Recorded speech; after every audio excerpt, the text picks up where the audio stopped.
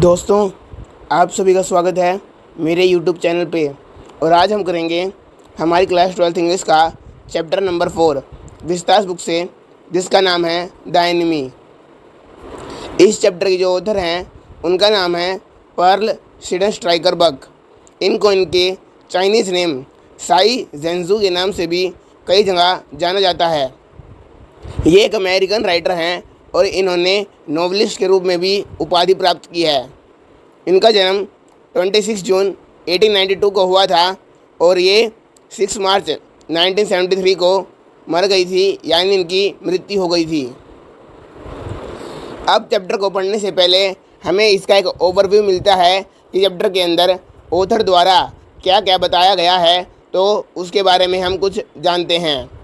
It is the time of our world war, an American prisoner of war is washed ashore in a dying state and is found at the doorstep of a Japanese doctor। Author बताती हैं कि ये विश्व युद्ध का समय था जब इस चैप्टर को लिखा गया था। इस चैप्टर में मेनली अमेरिका और जापान के बीच में जो लड़ाई चल रही थी उसको दर्शाया गया है। ऑथर कहती हैं कि एक अमेरिकन प्रिजनर ऑफ वार, यानी एक ऐसा सोल्जर जो अमेरिका से बिलोंग करता था और जो जापान में कैदी बना लिया गया था, वो एक तट पर बहा दिया जाता है, यानी उसकी जो बॉडी है वो एक समुद्र किनारे मिलती है और वो अभी ज़िंदा होता है, अभी उसकी मृत्यु नहीं हुई होती है। In a dying state and is found at the doorstep of a Japanese doctor. और जो ये अमेरिकन सोल्जर है जिसको जापान में कैद करके रखा गया था, वो मृत अवस्था में लगभग एक जापानीज डॉक्टर के घर के सामने पाया जाता है, यानी वो समंदर में बहकर एक जापानी डॉक्टर के घर के पास आ जाता है। Should he save him as a doctor. तो यहाँ पर ऑथर ये क्वेश्चन करती हैं कि क्या वो जापानीज डॉक्टर उस अमेरिकन प्रिजनर ऑफ वॉर को बचाएगा, क्योंकि वो डॉक्टर है और यह उसका फ़र्ज़ है कि वो जो भी व्यक्ति उसके पास बीमार अवस्था में या कोई तकलीफ़ लेकर आता है या फिर उसे वो किसी संयोग से ही मिल जाता है, तो अपने डॉक्टर होने के धर्म के नाते वो उसे बचाता है, उसका कर्तव्य है ये। तो क्या वो जापानीज डॉक्टर अपना कर्तव्य पूरा करेगा और hand him over to the army as a patriot, या फिर वो उस अमेरिकन प्रिजनर ऑफ वार को फौज के हाथों में दे देगा कि ये व्यक्ति आपके पास से भाग कर आ गया है और मैं इसे आपको सौंप देता हूँ क्योंकि मैं एक देशभक्त हूँ। यानी क्या वो एक देशभक्त होने के नाते उस अमेरिकन सोल्जर को आर्मी के हाथों पकड़वा देगा। तो इन दोनों में से क्या बात सच होती है, इसके बारे में हम चैप्टर के अंदर देखेंगे। तो आइए स्टार्ट करते हैं हमारा चैप्टर द एनिमी।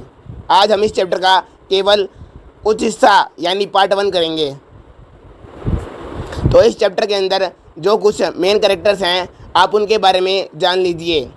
डॉक्टर सदाओकी, ये एक जापानीज डॉक्टर हैं जिनके घर के आगे ही वो अमेरिकन प्रिजनर ऑफ वार भाग कर आ जाएगा। यही वो डॉक्टर हैं जिनको ये फैसला करना है कि क्या उस कैदी को बचाना चाहिए या उसे फौज के हाथों में पकड़वा देना चाहिए। Tom, an American prisoner of war. Tom वही व्यक्ति है जो मृत अवस्था में डॉक्टर सदाओकी के घर के पास लेसन के अंदर पहुंच जाएगा। हाना जो है वो एक ब्यूटीफुल लेडी हैं और वो डॉक्टर सदाओकी की पत्नी हैं। और यहाँ पर इन 3 मेन कैरेक्टर्स के अलावा एक 4th कैरेक्टर भी मिलता है जिसका चैप्टर में कुछ ही हिस्सा है, और वो है एक मिलिट्री का बूढ़ा जनरल, यानी जो पूरी आर्मी का लीडर है, जो वहाँ का मेन जनरल है, वो यहाँ पर एक कैरेक्टर के रूप में लिया गया है और वो अभी बूढ़ा हो चुका है, यानी अभी उसको बहुत सारी बीमारियों का भी सामना करना पड़ रहा है। तो आइए देखते हैं कि इन चारों की ज़िंदगी में क्या हुआ और ये आपस में कैसे जुड़े। Doctor Sadao house was built on a spot of the Japanese coast where as a little boy he had often played. तो ऑथर बताती हैं कि जो डॉक्टर सदाओकी का घर था वो एक जापानीज कोस्ट पर बना हुआ था, यानी एक जापान के समुद्र किनारे पर उनका घर था और जहाँ पर वो बचपन से ही खेलते आ रहे थे, यानी वो बचपन से ही उसी घर में रहते थे और वो वहाँ पर बहुत ज़्यादा खेल खेला करते थे। The low square stone house was set upon rocks. Author बताती हैं कि वो एक नीचा घर था जो स्क्वेयर स्टोन यानी चौकोर पत्थरों के ऊपर बना हुआ था, वेल अबोव ए नैरो बीच, और वो बीच के किनारे से थोड़ा सा ही ऊपर था, that was outlined with bent pines, और उस घर के चारों तरफ पाइंस के पेड़ लगे हुए थे। As a boy Sadao had climbed the pines, author बताती हैं कि जब सदाव बच्चा था तो वो उन पाइंस के पेड़ों पर अक्सर चढ़ता था, क्योंकि ऐसा करने में उसे मज़ा आया करता था।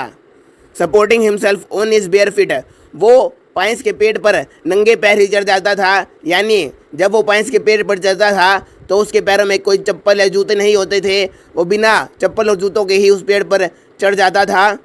As he had seen men do in the south seas when they climbed for coconuts, author कहती हैं कि वो ऐसा इसलिए करता था क्योंकि उसने अपने बचपन के अंदर साउथ सीज, जो दक्षिण की तरफ आइलैंड थे जापान से, वहाँ पर उसने कुछ लोगों को ऐसा करते हुए देखा था, क्योंकि वो लोग अपनी आजीविका के लिए पाइंस के पेड़ पर चढ़कर कोकोनट यानी नारियल तोड़ा करते थे, और उनको देखकर सदाव के मन में भी ये इच्छा जाग गई कि वो भी पाइंस के पेड़ पर जरूर चढ़ेगा, तो इसलिए वो बचपन में पाइंस के पेड़ पर चढ़ता था।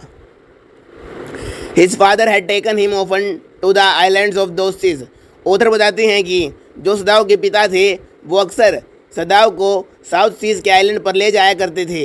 And never had he failed to the little brave boy at his side, और वो उस बहादुर बच्चे यानी सदाव को अपनी तरफ से ये कहना कभी नहीं भूले, यानी वो सदाव को उस आइलैंड पर जाकर हमेशा एक बात कहा करते थे, those islands yonder they are the stepping stones to the future for Japan. तो ऑथर बताती हैं कि सदाव के पिता अपने हाथ के द्वारा इशारा करके उन आइलैंड्स की तरफ सदाव से ये कहा करते थे कि जो तुम ये आइलैंड्स देख रहे हो वो ही जापान के भविष्य को आगे बढ़ाएंगे, इन आइलैंड्स के ऊपर ही जापान का पूरा भविष्य टिका हुआ है, यही आइलैंड्स जापान को आने वाले समय में तरक्की की ओर ले जाएंगे। Where shall we step from them, Sadao had asked seriously. अब सदाव इस चीज़ पर अपने पिता से सवाल करता है कि जब ये आइलैंड्स यहाँ पर नहीं रहेंगे या जब हम इन पर पहुँच जाएंगे तो उसके बाद हम इन आइलैंड से कहाँ जाएंगे, यानी फिर हम इन आइलैंड्स से कहाँ पर आगे अपना बसेरा बसाएंगे, जब हम इनकी ज़रूरत से अनजान हो जाएंगे, जब हम इन आइलैंड्स को लेकर फ्यूचर में होंगे तो उसके बाद इन आइलैंड्स को छोड़कर हम कहाँ जाएंगे।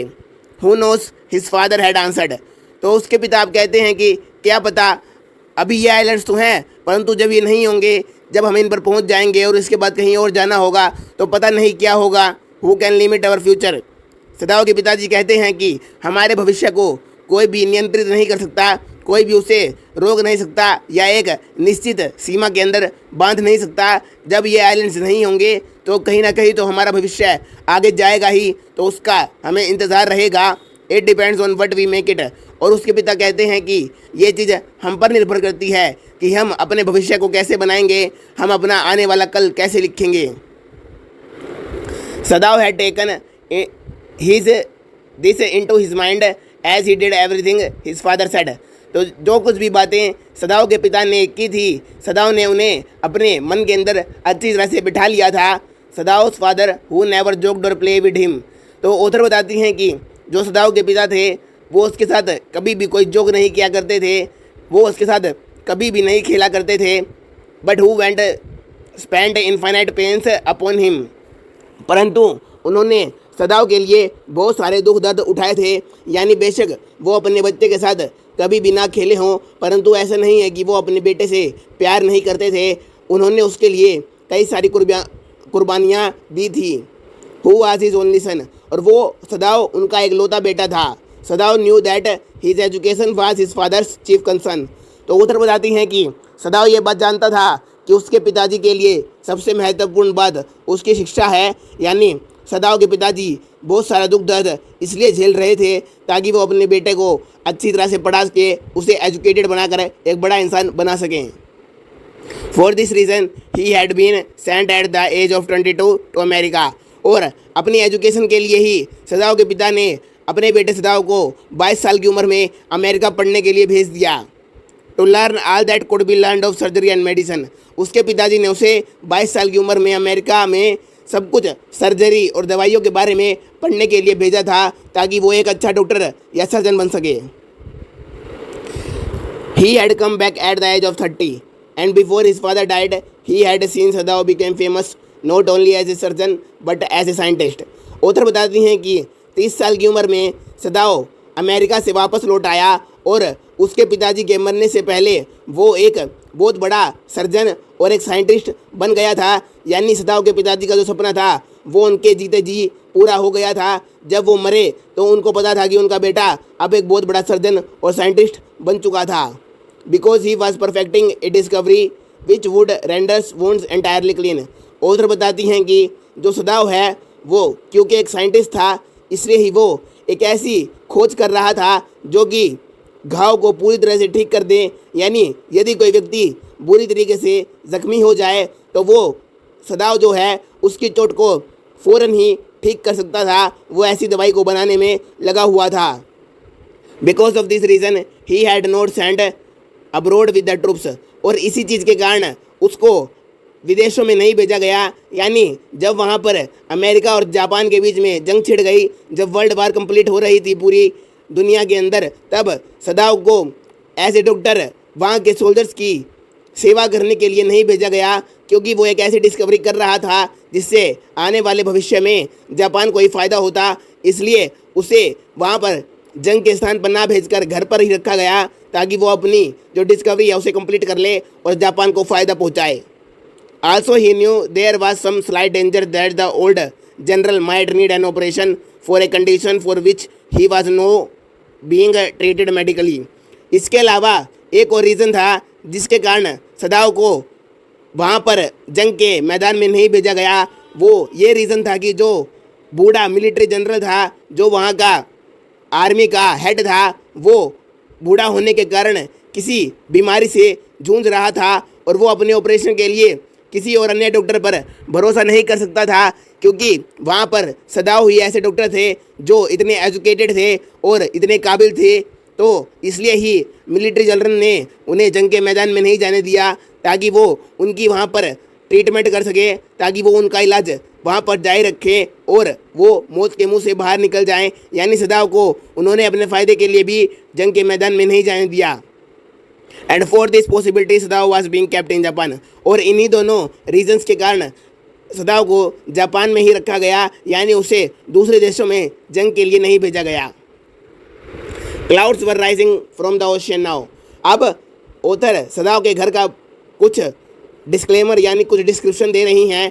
ऑथर कहती हैं कि सदाओ के घर के बाहर जो बादल हैं वो धीरे धीरे समुद्र से ऊपर उठ रहे हैं, क्योंकि उसका घर बीच के पास है। तो वहाँ पर से कुछ बादल आज प्रेजेंट टाइम के अंदर यानी वर्तमान में अब उधर आ चुकी हैं। जब सदाओ बड़ा हो चुका है तो उस टाइम पर कुछ बादल ऐसे लग रहे हैं जैसे समुद्र से बाहर निकल रहे हों।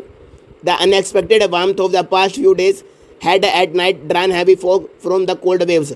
उधर कहती हैं कि जो पिछले दिनों के अंदर गर्मी पड़ रही थी सदाओ के घर के आसपास, वो अब ठंडी हो गई थी। वहाँ पर अब बहुत ज़्यादा धुंध पड़ने लगी थी, क्योंकि अब वहाँ पर ठंडी ठंडी पानी की लहरें बह रही थी। Sadao watched mist hide outlines of a little island near the shore. अब सदाओ जो है वो अपने घर की वरांडा में खड़ा हुआ है। वो वहाँ पर बालकनी के अंदर आ चुका है छत की, और वो देखता है कि पास के एक आइलैंड को धुंध ने पूरी तरीके से घेर लिया है। यानी धुंध के अंदर जो पास का आइलैंड है वो उसे दिखाई नहीं दे रहा है। And then come creeping up the beach below the house. और धीरे धीरे ये फोग बढ़ती ही जा रही है और उसके घर के पास एकत्रित होती जा रही है। यानी अब सदाओ का घर भी धीरे धीरे धुंध के अंदर ढकना शुरू हो गया है। रैथिंग अराउंड द पाइन्स। और उन्होंने पेड़ों को भी धीरे धीरे छुपाना शुरू कर दिया है। यानी इतनी ज़्यादा धुंध पड़ रही है कि जो सदाओ के घर के आसपास पाइन्स के ट्री हैं वो भी दिखाई देना बंद हो गए हैं। In a few minutes fog would be wrapped about the house too. और कुछ ही देर में जो धुंध है वो सदाओ के घर को भी पूरी तरीके से कवर कर लेगी। यानी उसके बाद सदाओ का घर भी पूरी तरीके से धुंध के अंदर ढक जाएगा। Then Sadao would go into the room where Hana his wife would be waiting for him with the 2 children. अब उधर कहती हैं कि जब सदाओ के घर को धुंध ने ढक लिया, उसके बाद क्योंकि बाहर का नज़ारा सदाओ को नहीं दिखाई दे रहा था, इसलिए वो घर के अंदर अपने कमरे में चला गया, जहाँ पर उसकी पत्नी जिसका नाम हाना है वो अपने 2 बच्चों के साथ उसका इंतज़ार कर रही थी। But at this moment the door opened and she looked out.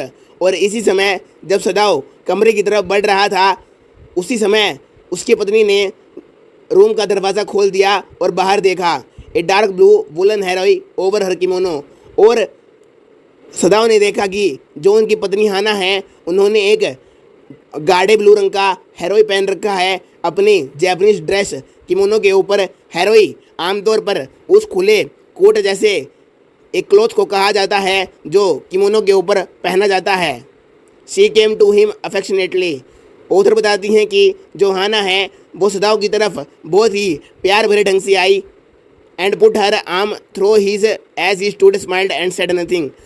और अब हाना ने अपने हाथ को सदाव के हाथ में डाला और वो वहाँ पर उनके कंधे के साथ लगकर खड़ी हो गई। उन्होंने एक प्यारी सी स्माइल पास की और वो वहाँ पर कुछ भी कहे बिना सदाव के साथ एक सुखद माहौल में खड़ी हो गई।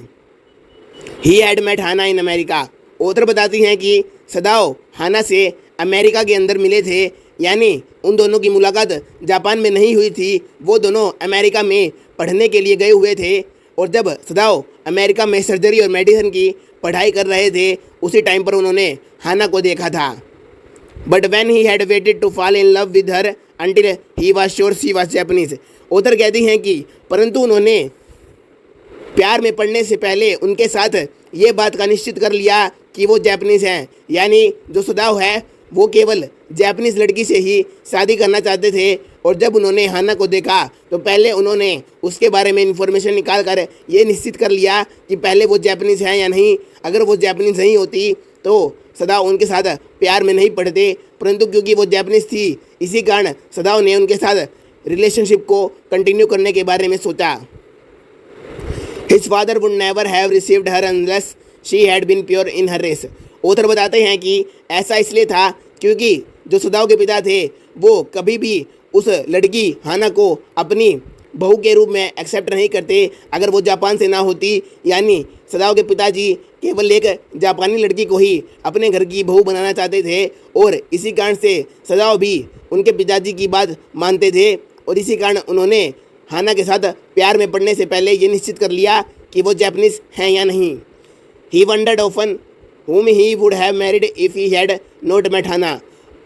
सदाव अक्सर इस चिंता के अंदर पड़ जाते हैं कि अगर हाना जापानीज ना होती, अगर वो किसी और कंट्री से बिलोंग करती तो सदाव किसके साथ शादी करते, तो हाना के अलावा कौन लड़की होती जो उनके साथ शादी करती। And by what luck he had found her in the most casual way. और अब सदाव सोच रहे हैं कि हाना से उनकी मुलाकात कोई स्पेशल रूप में नहीं हुई थी, वो तो केवल बाई चांस ही एक दिन उनके सामने आ गई थी।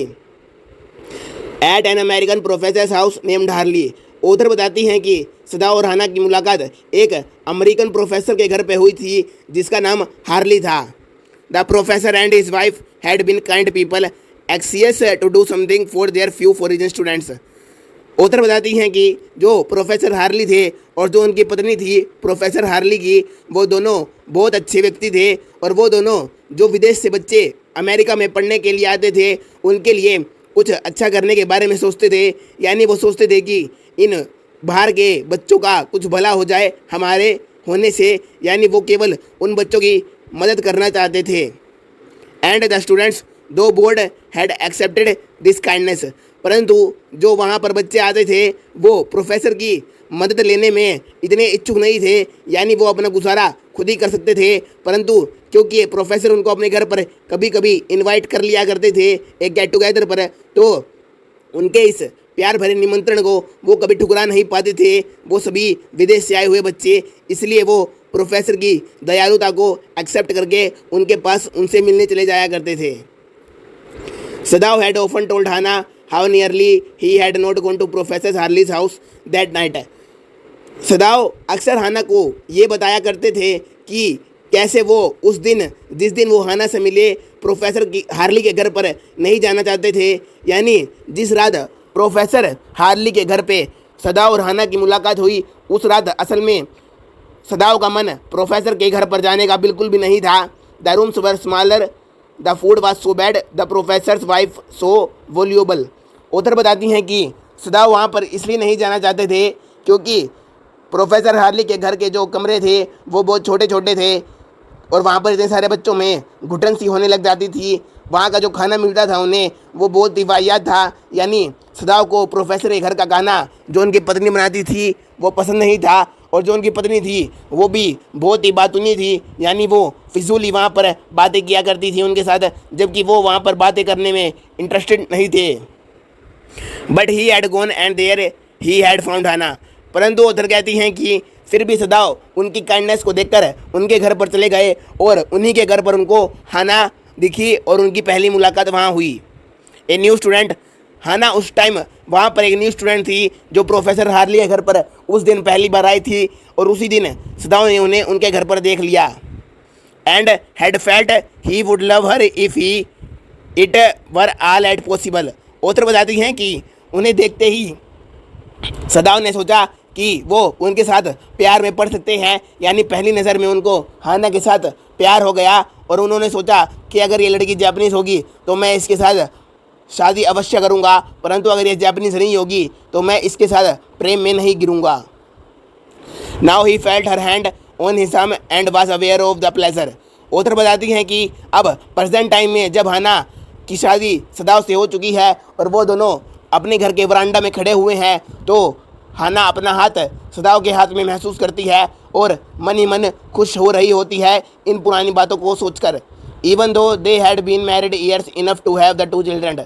हालांकि उनकी शादी हुए बहुत साल हो चुके हैं, उनके 2 बच्चे भी हैं, परंतु अब अभी भी उन दोनों में बहुत ज़्यादा प्यार बाकी है और वो दोनों एक दूसरे के साथ खुश हैं। For they had not married heedlessly in America. Author बताती हैं कि एक दूसरे से प्रेम करने के बाद ऐसा नहीं हुआ कि उन्होंने जल्दबाजी में अमेरिका के अंदर ही शादी कर ली। They had finished their work at school and had come home to Japan. उन्होंने पहले अमेरिका के अंदर अपनी पूरी पढ़ाई कर ली दोनों ने और फिर दोनों जापान आ गए जब उनकी स्टडीज़ कंप्लीट हो गई। And when his father had seen हर, और जब सदाओ के फादर ने हाना को देखा और ये जान लिया कि वो जापान से ही बिलोंग करती है, the marriage had been arranged in the old Japanese way. तब उन दोनों ने पारंपरिक जापानीज स्टाइल के अंदर शादी कर ली उनके पिता की अपनी मर्जी से। Although Sadao and Hana had talked everything over beforehand. हालांकि शादी करने से पहले सदाओ और हाना ने अपनी वेडिंग की पूरी प्लानिंग पहले ही कर ली थी कि वो शादी कैसे करेंगे, परंतु फिर भी उन्होंने सदाओ के फादर से पहले अपने पूरे थॉट्स को डिस्कस किया और फिर ही ओल्ड जापानीज़ वे में दोनों ने शादी कर ली। दे वर परफेक्टली हैप्पी। वो दोनों बिल्कुल खुश थे इस शादी को करके और अभी भी वो खुशी खुशी अपनी ज़िंदगियाँ जी रहे थे। She laid her cheek against his arm. और अब हाना बहुत खुश थी और वो सदाओ के कंधे के सहारे अपना मुंह रखकर आराम से खड़ी हुई थी, एक प्यार भरी स्माइल देते हुए। इसी के साथ हम अपने चैप्टर का पार्ट 1 कंप्लीट करते हैं, जहां पर हमने सदाओ और हाना के बैकग्राउंड और कुछ प्रेजेंट की बातों को देख लिया। अगर आपको ये वीडियो पसंद आई हो तो please like, share, comment and subscribe my channel. Goodbye, thanks for watching the video. We will continue the chapter in the next part. Good bye.